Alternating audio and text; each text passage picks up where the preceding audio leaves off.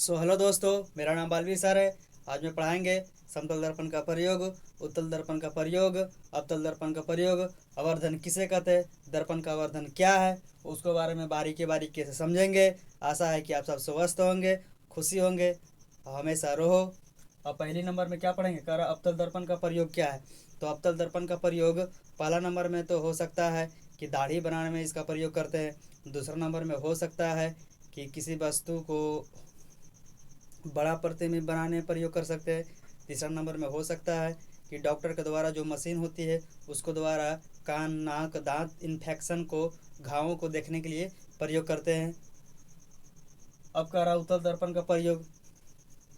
उत्तल दर्पण का प्रयोग एक नंबर में है, किसी वस्तु को छोटा प्रतिबिंब बनाने में प्रयोग करते हैं, क्योंकि इसमें छोटा प्रतिबिंब बनता है, तो किसी वस्तु को छोटा प्रतिबिंब बनाने में प्रयोग करते हैं। दूसरा नंबर में हो सकता है इसका प्रयोग हम गाड़ी के मिरर साइड में प्रयोग करते हैं, पीछे देखने के लिए, गाड़ी के दर्पण में पीछे देखने के लिए इसका प्रयोग करते हैं। तीसरा नंबर में हो सकता है, तीसरा नंबर में क्या हो सकता है, तीसरा नंबर में हो सकता है कि इसका प्रयोग वस्तुओं को छोटा प्रतिबिंब बनाने में प्रयोग कर सकते हैं। ठीक है। अब कह रहा है कि समतल दर्पण का प्रयोग क्या है। तो समतल दर्पण का प्रयोग हम क्या कहते हैं, किसी वस्तु को बराबर प्रतिबिंब बनाने के लिए इसका प्रयोग कर सकते हैं। दूसरा नंबर में हो सकता है घर में चेहरे देखने के लिए प्रयोग कर सकते हैं।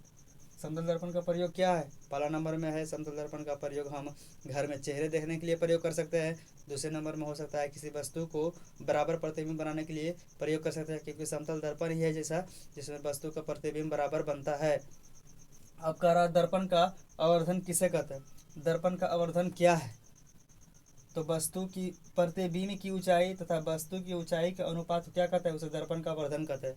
दर्पण का आवर्धन किसे कहते हैं, प्रतिबिंब की ऊंचाई तथा वस्तु के ऊंचाई को अनुपात को उसे क्या कहते हैं, उसे उसे आवर्धन कहते हैं, उसे दर्पण का आवर्धन कहते हैं। दर्पण का आवर्धन किसे कहते हैं, प्रतिबिंब की ऊंचाई तथा वस्तु की ऊंचाई को अनुपात को उसे दर्पण का आवर्धन कहते हैं। इसे छोटका एम से सूचित करते हैं, आवर्धन को छोटका एम से सूचित करते हैं। आवर्धन का सूत्र होती है एच आई बराबर एच ओ। एच से होती है एच से होती है ऊंचाई, और आई से होती है इमेज, इमेज मतलब प्रतिबिंब, एंड आई से होता है इसमें फिर ऊंचाई, एंड ओ से होता है ऑब्जेक्ट, ऑब्जेक्ट मतलब वस्तु है, इसलिए एच आई बराबर एच ओ दिया गया है। आवर्धन को छोटका एम से सूचित करते हैं।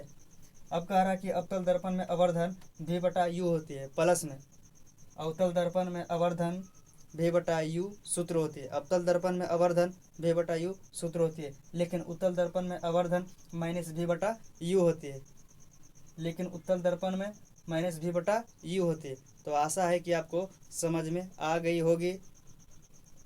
यदि वीडियो अच्छी लगी तो लाइक करो, सब्सक्राइब करो एंड चैनल को कमेंट करो।